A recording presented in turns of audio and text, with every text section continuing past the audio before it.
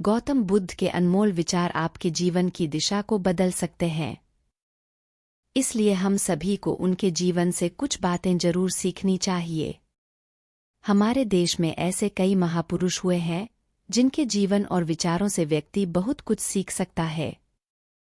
लोगों के विचार ऐसे होते हैं जिसे अगर कोई हारा हुआ शख्स सुन ले तो उसे जीवन जीने का मकसद मिल सकता है। इन्हीं महापुरुषों में से एक है गौतम बुद्ध। बुद्ध के सिद्धांतों का पालन करके आप जीवन को जीने के तरीके को सीख सकते हैं। गौतम बुद्ध का जीवन हर किसी के लिए प्रेरणादायी है। गौतम बुद्ध बौद्ध धर्म के प्रवर्तक थे। इनका जन्म 483 ईस्वी पूर्व तथा महापरिनिर्वाण 563 ईस्वी पूर्व में हुआ था। बचपन में उनको राजकुमार सिद्धार्थ के नाम से जाना जाता था। बौद्ध ग्रंथों के अनुसार गौतम बुद्ध के जन्म से 12 वर्ष पूर्व ही एक ऋषि ने भविष्यवाणी की थी कि यह बच्चा या तो एक सार्वभौमिक सम्राट या महान ऋषि बनेगा। 35 वर्ष की आयु में उन्हें ज्ञान की प्राप्ति हुई थी। वह संसार का मोह त्याग कर तपस्वी बन गए थे और परम ज्ञान की खोज में चले गए थे। आइए आज हम आपको सिद्धार्थ के महात्मा बुद्ध बनने तक के सफर के बारे में बताते हैं। जन्मकाल। बुद्ध का गोत्र गौतम था। बुद्ध का वास्तविक नाम सिद्धार्थ गौतम था। उनका जन्म शाक्य गणराज्य की राजधानी कपिलवस्तु के निकट लुम्बिनी में हुआ था। बुद्ध के जन्म के 7 दिन के भीतर ही उनकी माता का देहांत हो गया था। उनका पालन पोषण उनकी मौसी गौतमी ने किया था। शिशु का नाम सिद्धार्थ रखा गया था। शाक्य वंश के राजा शुद्धोधन सिद्धार्थ के पिता थे। सिद्धार्थ के जन्म से पूर्व हुई भविष्यवाणी से परेशान होकर उनके पिता ने उन्हें तपस्वी बनने से रोकने के लिए राजमहल की परिधि में रखा।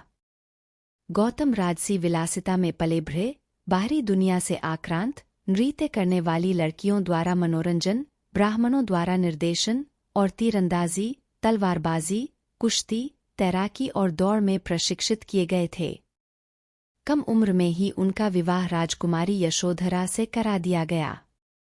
दोनों का एक पुत्र भी हुआ जिसका नाम राहुल था। सिद्धार्थ बचपन से ही अत्यंत करुण हृदय वाले थे। वह किसी का भी दुख नहीं देख सकते थे। इतने प्रयासों के बाद भी 21 वर्ष की आयु में उनकी अपने राज्य कपिलवस्तु की गलियों में उनकी दृष्टि 4 दृश्यों पर पड़ी। ये दृश्य थे एक वृद्ध विकलांग व्यक्ति, एक रोगी, एक पार्थिव शरीर और एक साधु। इन 4 दृश्यों को देखकर सिद्धार्थ समझ गए थे कि सबका जन्म होता है, सबको बुढ़ापा आता है, सबको बीमारी होती है और एक दिन सब मृत्यु को प्राप्त होते हैं। इससे व्यथित होकर उन्होंने अपना धनवान जीवन, अपनी पत्नी पुत्र एवं राजपाट का त्याग करते हुए साधु का जीवन अपना लिया और जन्म, बुढ़ापा, दर्द, बीमारी और मृत्यु से जुड़े सवालों की खोज में निकल गए। ज्ञान की प्राप्ति। सिद्धार्थ ने अपने प्रश्नों के उत्तर ढूंढने शुरू किए। समुचित ध्यान लगा पाने के बाद भी उन्हें इन प्रश्नों के उत्तर नहीं मिले। फिर उन्होंने तपस्या भी की लेकिन अपने प्रश्नों के उत्तर नहीं मिले। इसके बाद कुछ और साथियों के साथ अधिक कठोर तपस्या प्रारंभ की।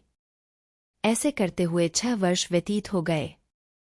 भूख से व्याकुल मृत्यु के निकट पहुंचकर बिना प्रश्नों के उत्तर पाए वह कुछ और करने के बारे में विचार करने लगे थे। एक गांव में भोजन की तलाश में निकल गए, फिर वहां थोड़ा सा भोजन ग्रहण किया। इसके बाद वह कठोर तपस्या छोड़कर एक पीपल के पेड़, जो अब बोधि वृक्ष के नाम से जाना जाता है, के नीचे प्रतिज्ञा करके बैठ गए कि वह सत्य जाने बिना उठेंगे नहीं। वह सारी रात बैठे रहे और माना जाता है यही वह क्षण था जब सुबह के समय उन्हें पूर्ण ज्ञान की प्राप्ति हुई थी। उनकी अविद्या नष्ट हो गई और उन्हें निर्वाण यानी बोधि हुई और वे 35 वर्ष की आयु में बुद्ध बन गए। प्राप्त बुद्ध को शाक्यमुनि के रूप में भी जाना जाता है। 7 हफ्तों तक उन्होंने मुक्ति की स्वतंत्रता और शांति का आनंद लिया। प्रारंभ में तो वह अपने बोधि के बारे में दूसरों को ज्ञान नहीं देना चाहते थे। बुद्ध का मानना था कि अधिकांश लोगों को समझाना बहुत मुश्किल होगा। मान्यता है कि बुद्ध को स्वयं ब्रह्माजी ने अपने ज्ञान को लोगों तक पहुंचने का आग्रह किया था, फिर वह इस पर सहमत हो गए। इस तरह उन्होंने अपना पहला धर्मोपदेश उत्तर प्रदेश के वाराणसी के पास सारनाथ में अपने पहले मित्रों को दिया था। बुद्ध के उपदेश ने बदल दिया सुजाता का स्वभाव। बौद्ध साहित्य के अनुसार ज्ञान प्राप्ति के बाद भगवान बुद्ध एक दिन सुजाता के घर गए। वहां झगड़ा हो रहा था। सुजाता के ससुर ने बताया कि उनकी बहू झगड़ालू और अहंकारी है, वह किसी का कहा नहीं मानती। बुद्ध ने सुजाता को बुलाकर उसे 7 प्रकार की पत्नियों के किस्से बताकर भूल का बोध कराया। बोध होते ही सुजाता ने सबसे क्षमा मांगी। बौद्ध भिक्षुणी बन गई सुजाता। बौद्ध ग्रंथों के अनुसार वह भगवान बुद्ध और उनके उपदेशों से इतना प्रभावित हुई कि अपने जीवन के उत्तरार्ध में बौद्ध भिक्षुणी बन गई। ऐतिहासिक साक्ष्यों और बौद्ध साहित्यों के अनुसार भिक्षुणी बनी सुजाता ने भगवान बुद्ध की मौजूदगी में वैशाली के निकट एक बौद्ध विहार में अपने जीवन की अंतिम सांस ली। बौद्ध ग्रंथ थेरीगाथा में बौद्ध भिक्षुणियों के साथ भिक्षुणी सुजाता का भी उल्लेख आता है।